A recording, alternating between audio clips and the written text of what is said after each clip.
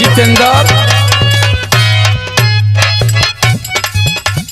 तारे मास्टर बड़ा तगड़ा पीस दिला बाऊ।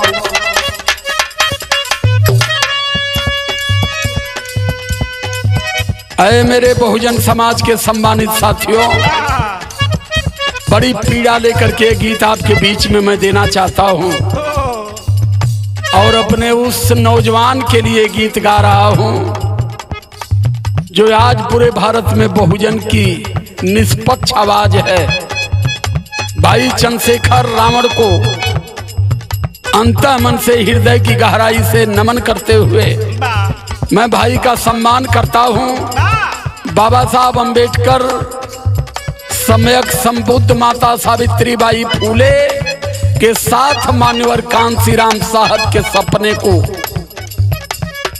साकार करने का जो संकल्प लिए हैं, पीड़ा है मुझे आज इस बात की कि नगीना लोकसभा सीट से हमारे भाई चुनाव लड़ रहे हैं और हमारे सारे नेताओं ने अपने अपने दल से एक एक उम्मीदवार उतार दिया। आज मुझे आभास हो रहा है कि बहुजन की आवाज निष्पक्ष रूप से लोकसभा में न पहुंचने पाए, ये तो स्पष्ट हो गया। लेकिन मैं अपील कर रहा हूं अपने भीम आर्मी और आजाद समाज पार्टी के नौजवानों से, हौसला जीतता है मेरे मित्रों, हथियार नहीं जीतता। हौसले के साथ खड़े रहिए और नगीना के सम्मानित मतदाताओं से अपील करता हूं, पहचान लीजिए इस हीरा को और पहचान करके एक एक वोट दे करके लोकसभा में भेज करके और इस भाई के हाथ को अगर आप मजबूत करेंगे तो कभी इस देश की बहन बेटियों पर कोई आंच नहीं उठा पाएगा, हाथ नहीं उठा पाएगा और बहन बेटियों की इज्जत सदैव सलामत रहेगी। यही कारण है कि आज चंद्रशेखर रावण सबके आंखी किरकिरी बन गए। लाइन है हमारी, गीत कह रही है,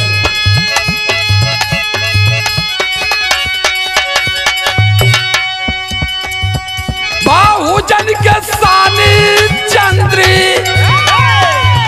शेखर बिरनवा जनवा लेवल चाहे, हे जनवा लेवल चाहे, कौन जनमल दुश्मनवा हो, कौन जनमल दुश्मनवा हो, जनवा लेवल चाहे ना।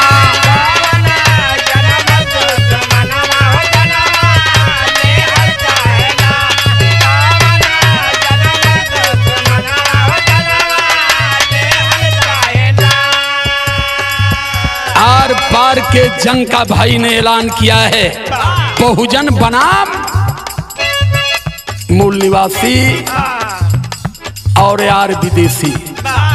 संविधान को बचाना होगा हमें और इसमें कोई समझौता नहीं होगी। बहुजन समाज का ये रावण बाटसान हो,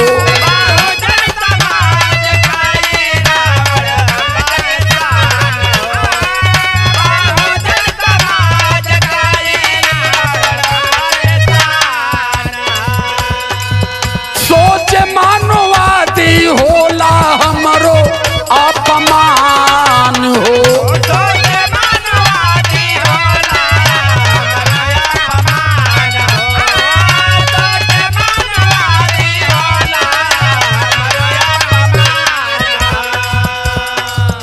पचासी का पूरा करल चाहल सपनवा जनवा लेवल चाहे, पूरा करल सपनवा हो जनवा लेवल चाहना।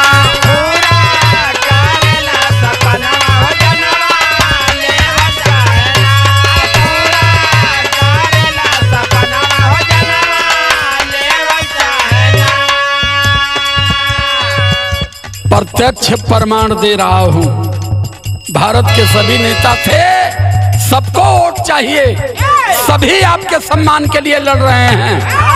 लेकिन वो दिन कहां थे ये लोग? क्या है? भारत के बेटियन का भइल या अपमान हो।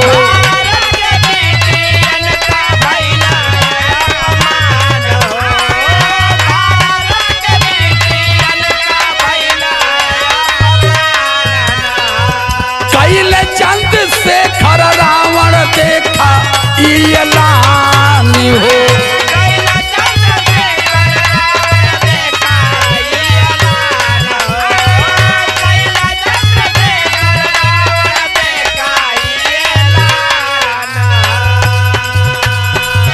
साले सहाती नाही,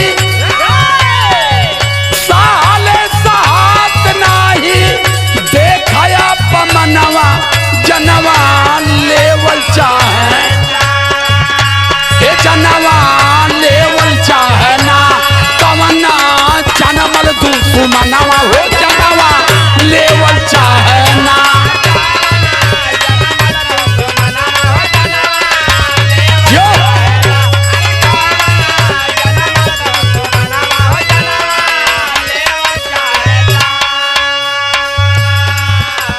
देश में सारे नेता हैं, लेकिन हमला किसी पर हुआ तो केवल चंद्रशेखर रावण पर हुआ।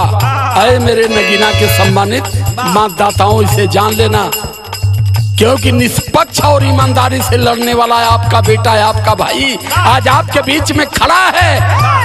अगर रावण हार गया तो पूरा भारत और पूरा संविधान हार जाएगा। इस चीज को अपने जेहन में रख लेना। जात और बिरादरी और पार्टी के चक्कर में सब कुछ आप अपना बर्बाद कर दोगे। अगर भारत के बहुजन को बचाने वाला कोई नेता अगर आज है तो खाली भाई चंद्रशेखर रावण है। पूरे चैलेंज और एलानिया बोल रहा हूं, जिसे जितना डिबेट करना है डिबेट कर ले। कौन सी बीमारी थी? 500 सीट है, एक सीट तुम लोग भाई के लिए नहीं छोड़ सकते। जो भाई हमारा इतनी ईमानदारी से बहन बेटियों के लिए, बहुजन समाज के लिए, महापुरुषों की विचारधारा को आगे बढ़ाने के लिए लगातार संघर्ष कर रहा है। चले हो बहुजन की रहनुमाई करने, ये कर रहे हो कि हम भारत के बहुजन और पिछड़ों की रहनुमाई कर रहे हैं। किन किन लड़ाई में लड़े हो ये भी प्रमाण मांगूंगा मैं, क्योंकि परिवार के साथ अगर अन्याय होगा तो इस अन्याय को किसी हालत में बर्दाश्त नहीं किया जाएगा। राजनीति किसी के बाप की बपहंसी नहीं है, आवाम नेता बनाती है, नेता आवाम को नहीं बनाता है। आज चंद्रशेखर रावण जहां है जनता बनाई है, और चंद्रशेखर रावण जनता के लिए उतना जान को हथेली पर रख करके ये बालक लड़ा है। इसलिए कह रहा हूं, दिल्ली में बेटियों का अपमान हो रहा था, जो बेटियां भारत को गोल्ड ला करके दी विदेश से। सारे नेता थे, सब थे, किसी का कहीं कोई पता नहीं था। साक्षी मलिक को घिसराया जा रहा था, और ये महोदय गुजराती कह रहे हैं कि भारत की सारी बेटियां हमारी हैं। वो अंधे भी हो गए थे, गूंगे भी हो गए थे, उन बेटियों के लिए एक शब्द बोलने की हैसियत इस पीएम के अंदर नहीं थी। लेकिन उन बेटियों के सम्मान और स्वाभिमान की रक्षा में पहुंचने वाला अगर कोई बेटा भारत का था और कोई नेता था तो चंद्रशेखर रावण थे। अरे मेरे नगीना के सम्मानित लोगों, अपील कर रहा हूं, बचा लेना इस हीरे को। अगर ये हीरा खो दिए जात के और पार्टी के बल पर, फिर तुम लोगों की रहनुमाई इस धरती पर कोई कर नहीं सकता।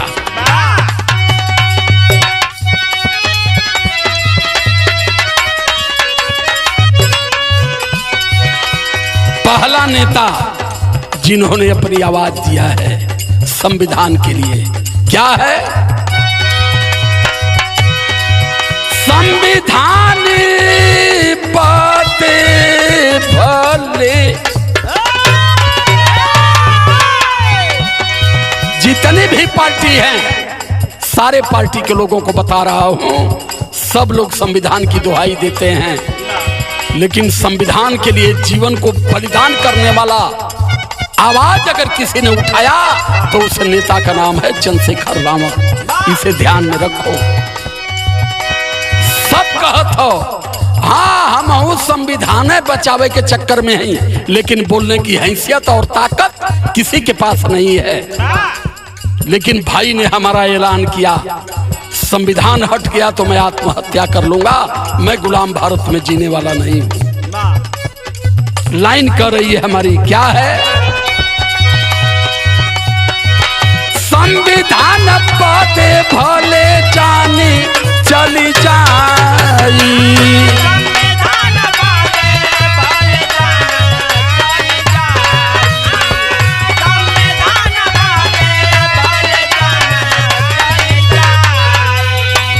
हिंदू राष्ट्र भारत में हम नहीं बन पाई, नहीं बने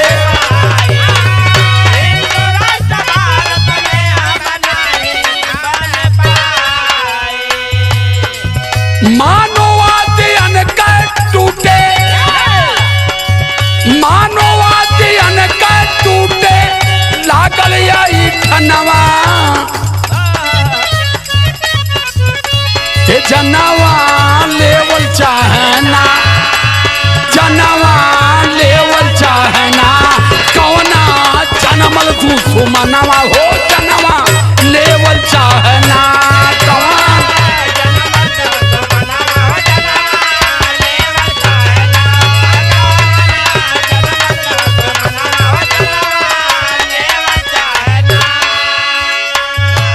मनवादियों की नस ढीली होने लगी सिर्फ चंद्रशेखर रावण के आंदोलन से। ये जान गए कि अब तो इस देश के 85 मूल निवासी जिनकी भारत में आबादी 110 करोड़ है, चंद्रशेखर की रहनुमाई और अगुवाई से ये शासक बनने जा रहे हैं, इसलिए किसी भी हालत में इसी रास्ते से हटा दो। तो है मेरे नगीना के और भारत के सम्मानित बहुजन समाज के लोगों, मान लो नेता, अगर नेता नहीं माने तो फिर अब कोई विकल्प आपको मिलने वाला नहीं है। पहला विकल्प आपके बीच में बेटा आया है और इस बेटे को अगर बचा लिए तो आप भारत और संविधान को बचा सकते हैं। चंद्रशेखर को नहीं बचा पाए तो न संविधान बचेगा न भारत बचेगा। पूरे चैलेंज के साथ कह रहा हूं। लाइन हमारी कह रही है,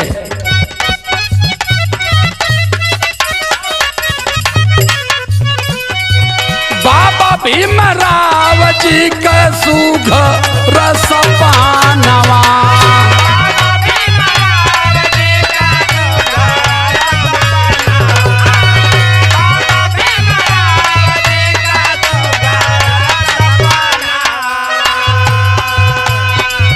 भारत ना बनाई पावे कभो हिंदुस्तानवा,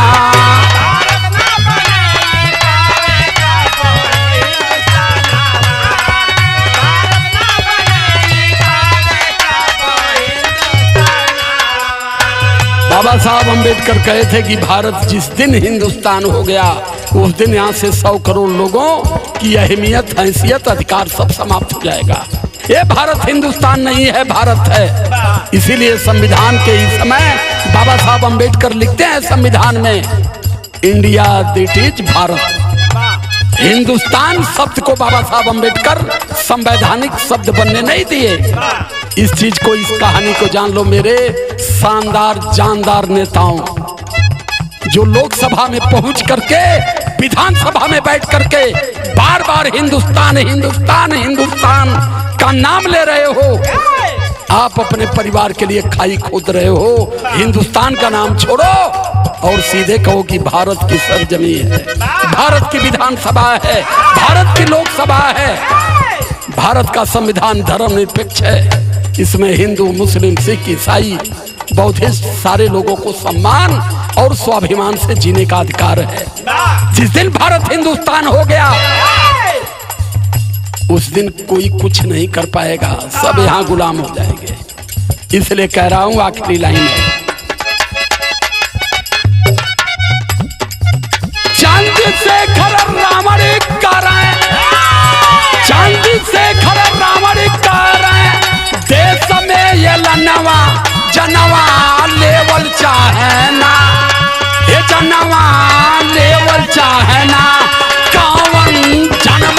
दुश्मनवा हो जनवा लेवल चाहे ना कावन।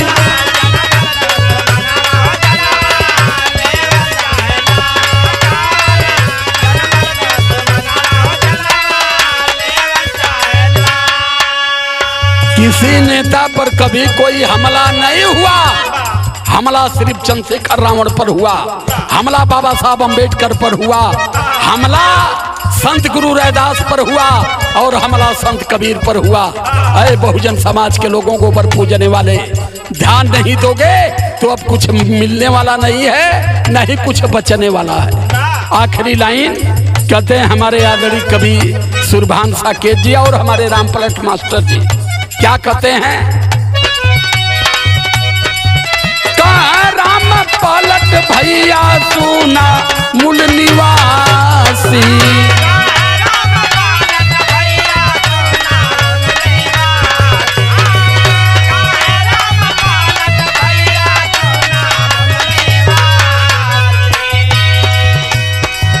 भारत देशवा कह तू ही बाटा असली बासी।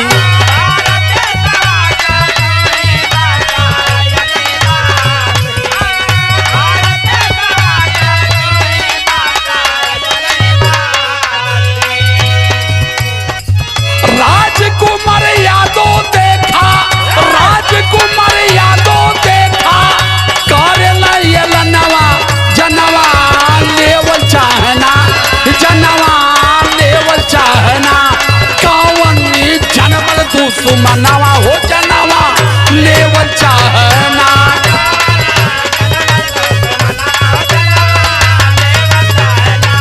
कौन जनमल दुश्मनवा